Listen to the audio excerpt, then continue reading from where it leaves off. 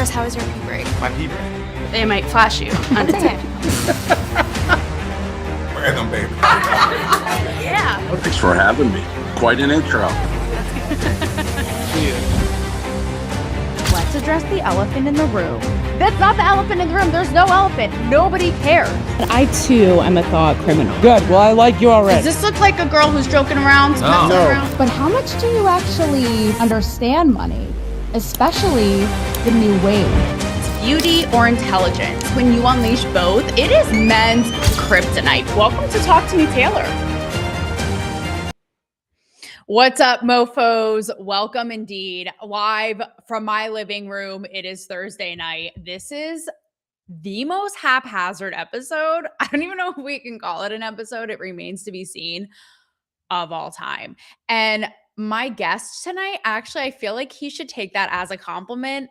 And I don't know if I would do this with like literally just going rogue like this with virtually zero prep beforehand. So it's a good thing that he knows, actually, maybe not, that he knows me and has met me in person prior to this. So he won't judge me solely on this experience.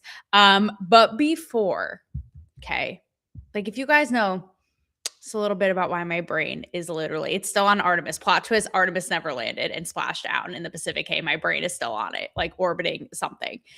But Rob and I released a new show this week, putting it all, when I say all, short of like my tits being out on the table, it is all out there. I've never been this exposed, vulnerable, putting everything with our relationship, as we said, which may or may not make it. And as you guys know, Rob also has a show on GNN. And it has me feeling all sorts of feelings, very outside of my comfort zone. I said to Rob, I feel like I am walking naked in Times Square. Like that's how exposed and vulnerable I feel. Actually, I would probably prefer to be naked in Times Square. Like I'd prefer probably to have a nude billboard in Times Square. So yes, my mental state and frame of mind. But I digress. Okay, just so you know where this is all coming from. So my guest tonight, kind of a little bit of an oxymoron. Okay, let me tell you a little bit about Tim Wenzel, because he is behind here. He's ready to go. He, like every man, like in the 11th hour, because I could see like Barbie has eyes everywhere. Okay, contrary to what you may or may not think is plastic. And like in the 11th hour, just before the show was about to go live, he disappeared. And I was like, classic man, typical man. Like they're here, they're there, they're everywhere, you know, making us wait, making us on the edge of our seats. But you know what? He has returned. So a little bit about Tim. Tim is a Silicon Valley who taught me actually how to pronounce silicon properly. You noobs with the silicone. Valley OG vet. Okay. He was a PayPal vet that Elon personally brought on board to do recruiting. And Tim is a people person. He loves people. And his passion is helping people find their passion and their purpose. And I feel like this tells you everything you need to know about Tim, other than he's awesome. Rumor has it, Tim can, confirm or deny that Elon wanted him to come do recruitment for SpaceX. And Tim straight up like, nah, dude, like, I don't feel like going to LA. So like, okay, casual, like as one of us are, when Elon offers us something. So I bring Tim in tonight because apparently he was with a company, Chegg, CHEGG, that is the first company officially wiped out by AI. So I don't know, contrary to Tim's life work, here we are. I know everyone's having existential crises about, AI taking over. And so maybe he has something to say for himself. Without further ado, okay, he is the size of Honey, I Shrunk the Kids. Hang on, I'm trying to figure this out here. Tim Wenzel, everybody. Hi, Tim. How are you? Tim, what do you have to say for yourself to explain this? And hi, welcome to my very crazy chat tonight. But we wouldn't have it any other way, right? Because we're all just, discombobulated. No, that's the story of my life, and that's why you and I get along so well. Like we don't really need to prep. Let's be honest.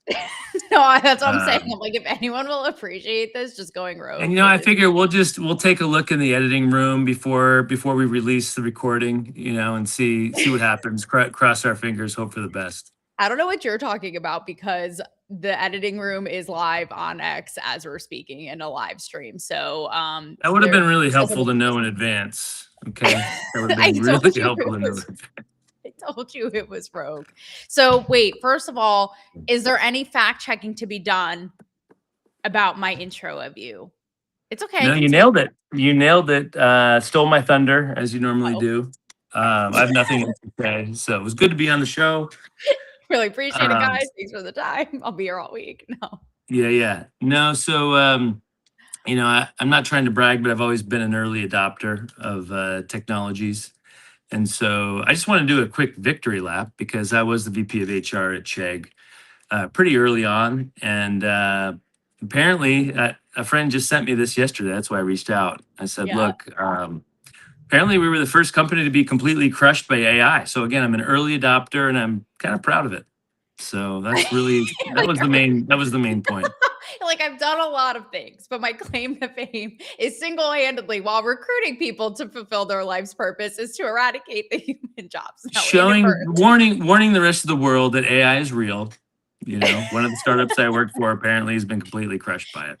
you're like, listen, the existential, again, dystopian crises are real. And so I'm here to be early and show you all that it is real. So someone had to do it. So you what not to do. Okay, so in all seriousness, if there's such a thing with us, guys, you should also see Tim and I in person because we are insufferable together. He's like kind of serious right now with his like comb back hair and his glasses, but like we're so annoying together because nothing is. I just got out of a noticeable and parole serious. hearing, so I'm still I've got to take my meds. No, I figured also like that background with the white at the angle, it's giving like, I don't know, straight jacket, I don't know what. But anyways, in all seriousness, why is this just a fluke random, or was the writing on the wall, or like what is this being on the inside and early? Seriously, like what does this say? Or why this company? Or just random? I don't know that it's just why this company. It's more like, I was in exec staff meetings for 3 years. I don't ever think we talked about it. So I think we just kind of missed it, just like, oh, whoops, there it was. So, but no, it's like, look, the world's changing really quickly. And I think it's a warning shot. It's like, it's not going to be the last company to get crushed by AI. So, I think it's good to like have some humor about it, but also like, what can we learn from it? With the next company that's getting funded tomorrow, what can they learn from it? And try to be better, try to be a little bit more proactive about the risks. So what can we learn from it? You could learn that maybe we should focus a little bit more on like where the puck is going, so to speak. I know you're a Nashville Predators fan. We went to a game and unfortunately my Sharks got crushed. No, they were predators in their community that night. And let's be clear, I was a fan that night when I saw Tim come all the way here to watch his team only for the Nashville Preds to kick their ass. So that night, yes, I was. It was over before it started. You held on though. You held on. I didn't give up hope. Listen, you're a man of consistency. Just like people holding on to their jobs, you were holding on for a win that night. So I can't knock you for that, Maybe I shouldn't have bet on the game, okay? If I'm being vulnerable for one moment. Maybe I bet a little too much. Had to do a charge back on the dinner bill. Don't want to talk about it. Oh my God, no regrets though. No regrets. So again, I really want to get to I know it's not a one size fits all and you can't generalize, but is it that, I don't know, what is it? What is the Chegg company? I should have researched this, but given again that this is all haphazard, what is it? Obviously, I assume it's tech. Yeah, so it's a software company. The best way to describe what it was when I joined, the pitch that I bid on was Netflix for textbooks. So if you were a college student, you were getting ripped off by your college bookstore, and instead of buying a $200 textbook, you could rent it from our company for like $50. We'd ship it to you from our warehouse in Kentucky, and at the end of the semester, you'd ship it back to us, and then we'd rent it again the next semester. It's Okay, it's depressing, but because that's such a great concept, by the way. It's depressing, but there also is maybe a pendulum swing silver lining because the thought of, I mean, I'm reading it right here, right? It says it wasn't the culprit isn't competition, but ChatGPT, which offers free instant homework help. Um, I think everyone's saying this. I really do believe this. It has to swing back to have some human touch and personalization and humanity. I saw a story today about how in a year or two, I forget which country, but they're going to have the first ever like solely fully robot operating coffee shop with robot baristas. And I'm like, that is literally like the only highlight of my existence is like the brief human interaction with my baristas who know me by name. Like, can a girl have anything? Like, what's a bitch got to do in this life? So it can't just be Westworld City, or can it? I mean, the way I think about that, if you just go think ahead a little bit further, Okay. if you want that human interaction, and I'm a startup founder and I want to do robot coffee, and you're my target customer, I just need to make sure you think the robots are people, and then I'm winning. I'm not paying them at all, and you're having your human interaction. You think it's real. I don't care if it's fake because I just want to make money. I want my exit. That's so creepy. Like, I'm thinking the fake looking robots, like the Chinese ones that win marathons and crush their competition, like these poor souls that actually look like robots. You're talking like human Westworld, like flesh Yes, looking. Oh my God, no. Westworld meets La La Land Coffee or whatever that weird Oh Nashville my coffee God. place is that you tried to take me to. Okay, Tim is trying to trigger me on this stream when I'm already frazzle dazzled. Yes, La La Land, guys, it's a scam. Do not fall into the It's trap. way too bright. I haven't had my No. coffee. I don't want lights in my face No, $8 for, like, a and way too sprinkle of cheery. I don't want that cinnamon, kind of enthusiasm. It's too soon. but it's too soon. You see the dystopian crisis we're in, La La Land, like, the audacity. I just wanna go to a coffee shop and see just, like, tumbleweed and despair, no, to match our insides. No. Let's start low. I want to be depressed before I have my upper, and then after my quad mocha, maybe I'll be ready for a little bit of light, but not before. No, to literally read the room, La La Land, like, read the room.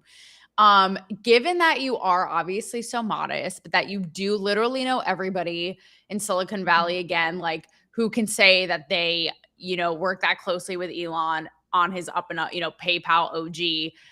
Where do you on because everybody can't be just the remedy can't be like, let's all make Westworld real life looking robots. So what do you really say for like the Teslas, the Blue Origins, the SpaceX, like all the even the metas, the like what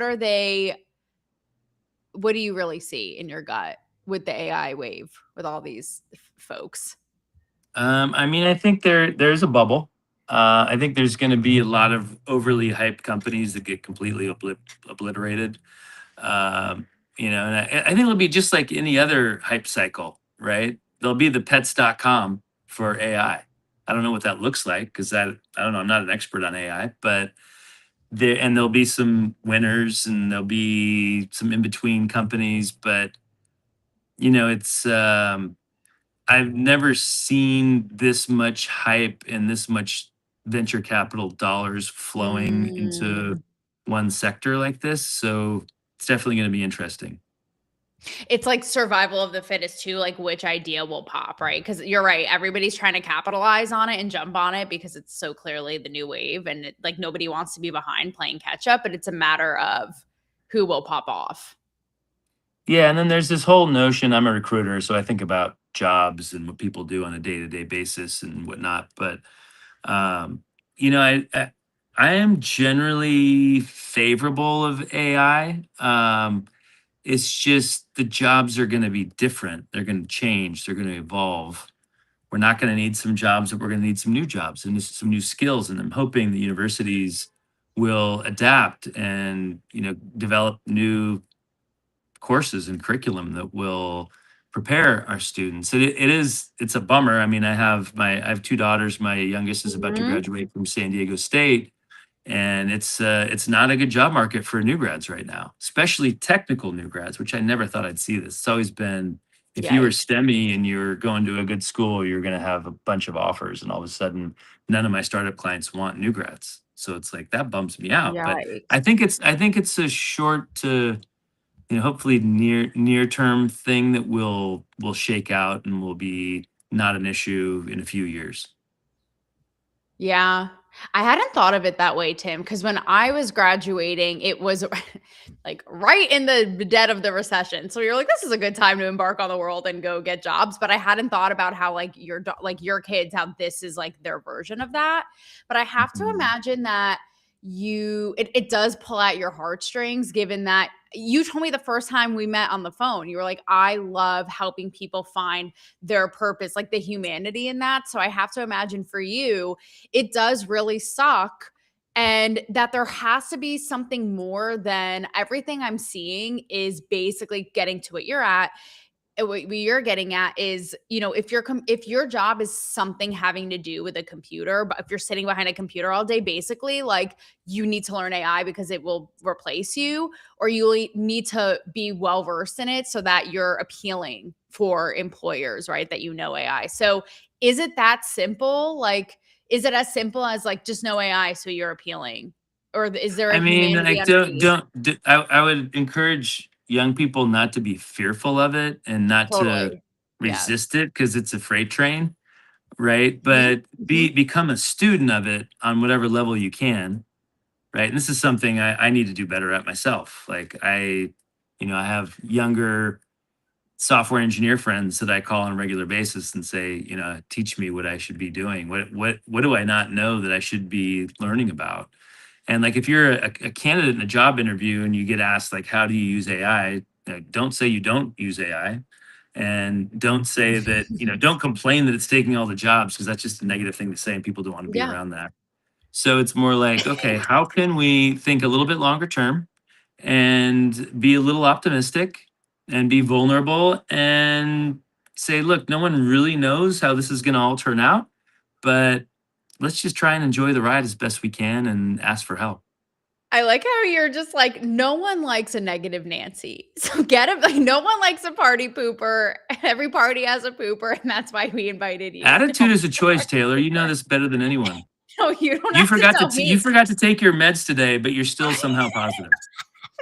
Best I've ever.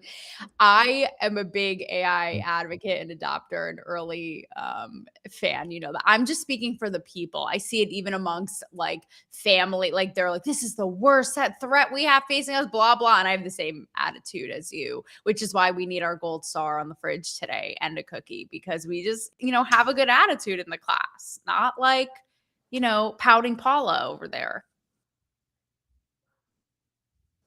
It's like you can not know something and admit it and still be positive and optimistic, and you might get hired. You could be the most knowledgeable person in the room and be negative Nancy or Wendy Weiner, and it's just people don't want to feed. You can't feed off that energy. I didn't know if you just had nothing to say because you froze for a minute after when I tossed it over to you, and I was like, "Oh, I'll just be here with my thoughts and my robot barista. It's fine." Okay, lastly, because I would be remiss, like, I don't know how much you can say, Tim, or how much you want to, but the big tech guys, the Silicon Valley guys, they are like celebrities in their own right now, right? Like the Bezos wedding, the whole thing. So tell us just maybe a crazy, fun, memorable, like OG Silicon Valley days that the every, you know, Sally and John wouldn't know. Let us into Okay, your world. you're putting me on the spot. How much time do we have? That's what happens here. Talk to me, Taylor. That's what happens I when we thought that go was going to be rogue. recorded. It's live. I thought it was tomorrow. It's today. Yeah. Anyway, we're gonna get through this. We're Okay, gonna do so the first thing that pops into my head is so I joined Tesla in That's right. 2007. I was VP of HR there. There was 150 people. We had yet to deliver the first car, and I'm not even a car guy, so I didn't fit in from the beginning. It's a different story. But about 2 months into my time there, we're in an exec staff meeting, and someone asks the team, does anyone know? And by the way, we were taking orders for the Tesla Roadster, which we were outsourcing manufacturing to Lotus in the UK. We're taking orders for $99,000 a car. And someone asked an exec staff, does anyone know what our cost is to make a car? We all looked at each other and like, no, not sure. So we're like, well, we should probably take a look at that. So we put together a couple analysts and said, hey, go talk to the supply chain team and, put together the spreadsheet. A couple days later, they sent a meeting request. We all get back in the exec staff meeting room and they're like, okay, here it is. Total cost to make the car is $120,000. And mind you, at this time, Elon was just the chairman of the board and the biggest investor. He was not yet the CEO. But when I heard that number, I was like, it's not gonna end well.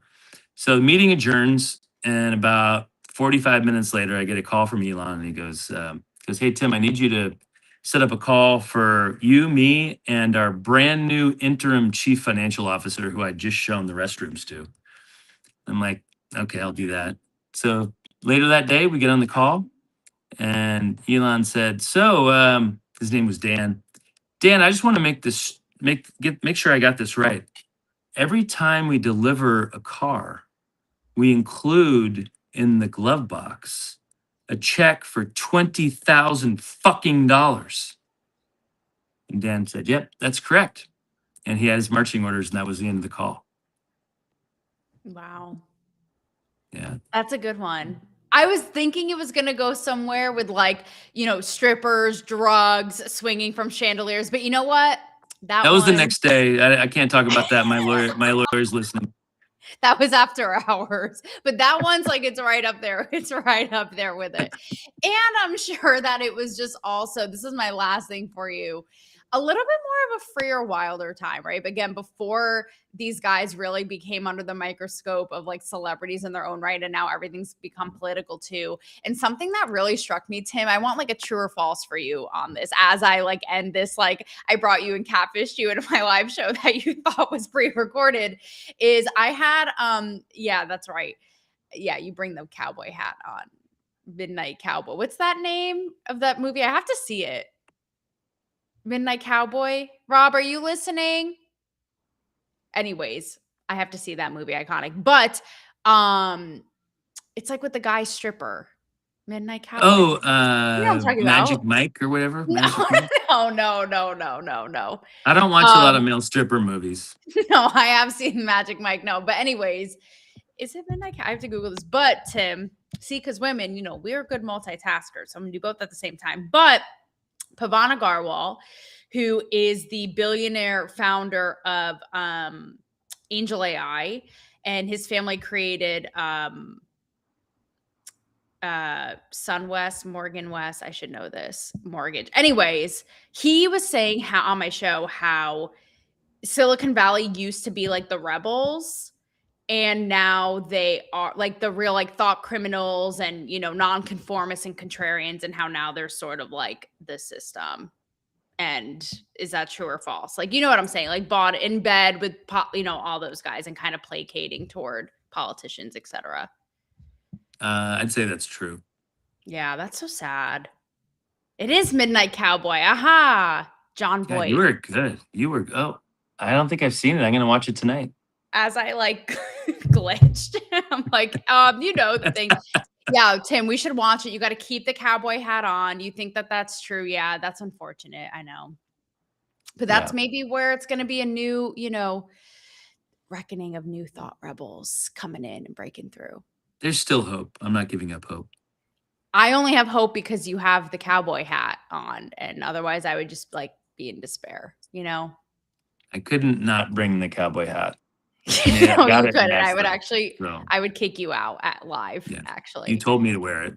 That I didn't, but I'm glad I'm glad you did. Tim Wenzel, everybody. Tim, maybe you'll be back. Maybe you're scathed. Thanks. I don't think I'm going to be invited back, but that's okay. I get that a lot. Thank you for being, along for this cowboy ride. Ma'am, my pleasure. Oh. All Good right. to see you, Taylor. I'll talk to you in probably 5 seconds on text. You crazy cat. Thank you guys. Love you. See you next week, you crazy kids.